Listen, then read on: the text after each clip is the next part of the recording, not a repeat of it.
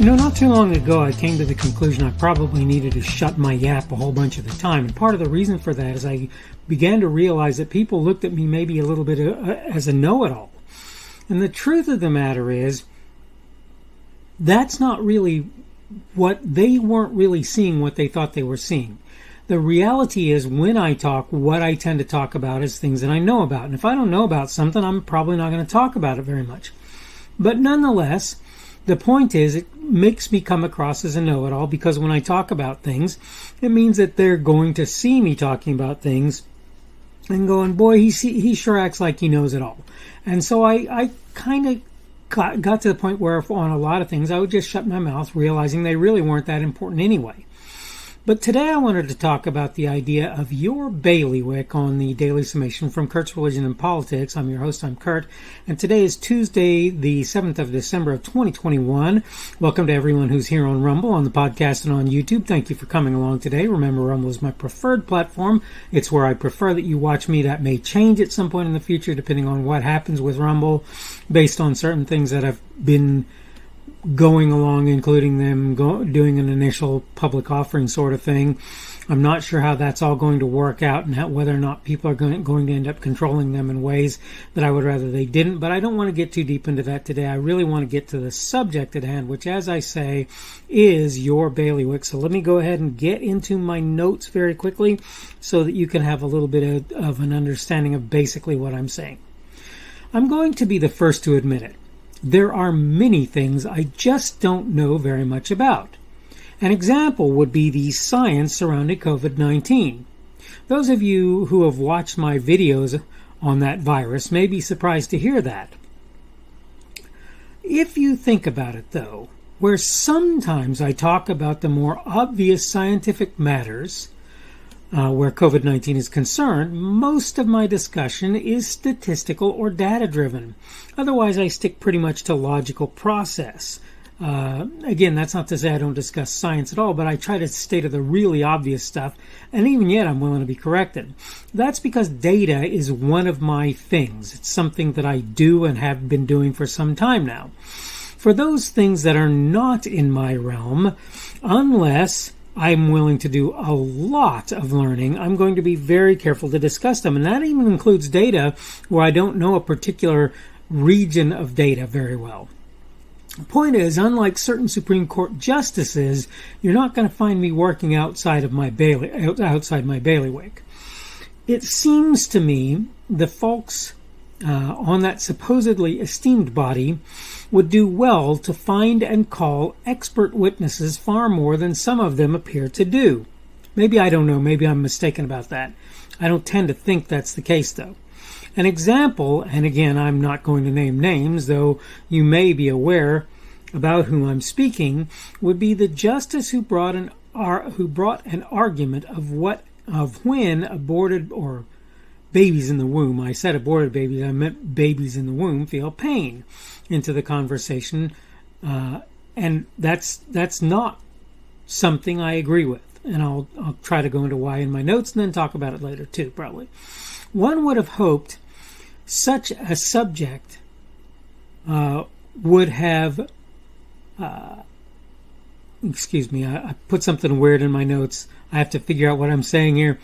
One would have hoped such a subject would, have made it so, the person would have been smart enough to not even belabor such an argument to begin with, right? You would hope.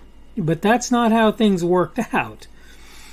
That said, it would have been a good thing if the person in question had left things to the experts where that was concerned.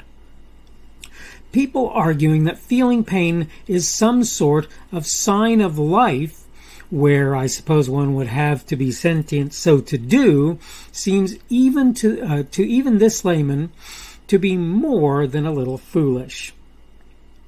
I would bet, and I'd love for you to correct me if I'm incorrect, that feeling pain is not necessary when talking about living things. After all, I imagine there are folks with nerve conditions who honestly cannot feel pain, maybe at all. The one thing I think I can say is that a individual, or that the individual in question, was outside their bailiwick. It certainly seemed that way to me. The more powerful your position, and the Supreme Court is right up there in America, where America's concerned, the less you should be willing to argue outside of your areas of expertise. For justices, that should primarily be the law of the land with an emphasis on the Constitution, where the Supreme Court is concerned, I should say. I heard somebody recently say too many folks were discussing things about which they were novices or below. That seems to be a malady of the modern day. What are we talking about here? Folks operating outside their bailiwick. And here's the thing. Here's what I want to get across. I'm done with my notes, as you probably have imagined. Look, you can argue that you understand things, that you know about things, that it's reasonable for you to talk about things that maybe you're not an expert on. And I think that there's some reasonability to that argument. But when it comes right down to it, arguing that a sign of life is pain or even nervous reaction is not really valid. Again, there are people who don't react when you conk that area in the knee where you ought to see the reflex kick. And there are people who probably don't feel pain at all, and some who don't feel it like they should. Right? And others who feel it to excess. But the point is, those things are probably not what I would consider signs of life. And I believe that the problem here is that the individuals in question were grasping at straws and trying to find ways to show that this is what was required for life, when I don't believe it is. Now, again, if you're an expert in that subject, I call on you right now to make it very clear to me that I'm wrong if I am, and I'll be the first to do that, because as far as I'm concerned, I don't want to be operating outside my bailiwick. I don't want to be outside my areas of expertise. It doesn't make sense to me. Again, I'm about data, I'm about statistics, and I'm about logic. And I'll just tell you something.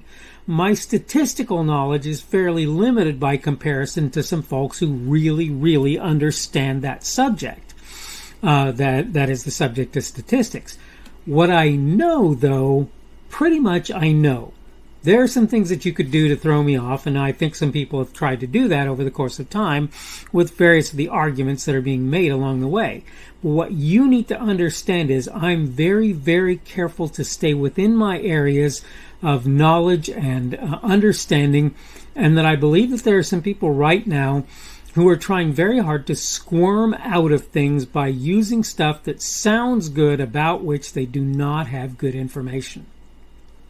And I believe that certain of the Supreme Court justices on the current Supreme Court are examples of that happening. And I'm not going to stop with them. I'm going to say that there are probably any number of people who are trying to use things that they really don't understand to disqualify things, using these things that they look at and they go, oh, this is true or that's true, when they really don't know that to be the case at all. Right? And I'm just going to tell you something. I'll be the first to admit that I'm an opinionated cuss, okay? And I can be wrong, and I'll be the first to acknowledge that as well.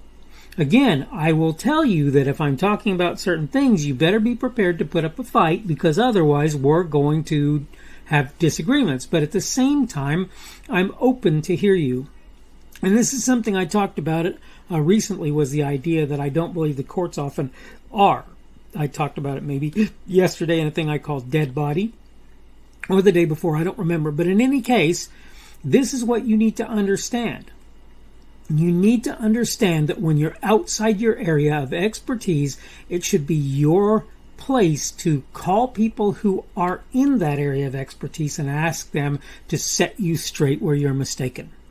That's kind of what I'm getting at today. That's kind of my place. I'm not saying you can't talk about things you don't know. I'm saying when you talk about things you don't know and people correct you, be willing to accept the correction. Okay, I need to go ahead and wrap things up. This is the Daily Summation from Kurt's Religion and Politics. I'm your host. I am Kurt, and today is Tuesday, the 7th of December of 2021. I have to check that because I get it wrong every once in a while. That means tomorrow will be Wednesday, that middle of the week day, middle of the work week day. the 8th of December of 2021. Had to think about what I was going to say there. Sorry.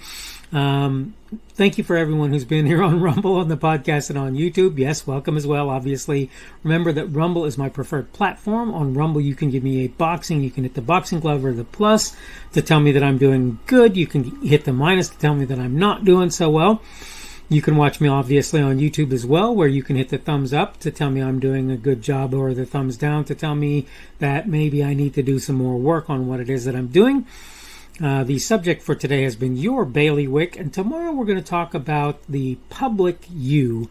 And this is a pretty important subject that I feel like I need to cover. I've covered it a couple times in different ways, but I'm hoping to sort of, again, attack it from a different angle, which is something you'll see me to do periodically. Hope you're doing well today. Hope everything is going well for you, and hopefully we will see you again on Wednesday's edition of the Daily Summation from Kurt's Religion and Politics. The speaker on this edition of the Daily Summation is Kurt Schubert. This video is recorded on Tuesday, December 7th of 2021. The Daily Summation is created for Kurt's Religion and Politics.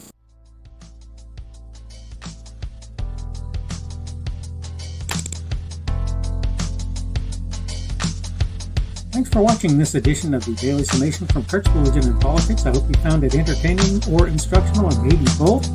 If you want to see more from me, you can go to blogs.kpschubert.com. That's blogs.kpschubert.com. I am on Twitter, Parler, and Minds.com. My handle on each of those is @kpschubert. That's @kpschubert. I have a Rumble and a YouTube channel. They are the Kurt's Religion and Politics channels on Rumble and YouTube.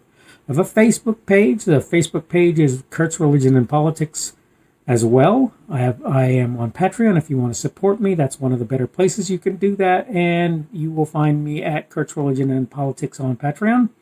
I have a podcast. The podcast is podcasts with an S, .kpschubert.com. That's podcasts.kpschubert.com.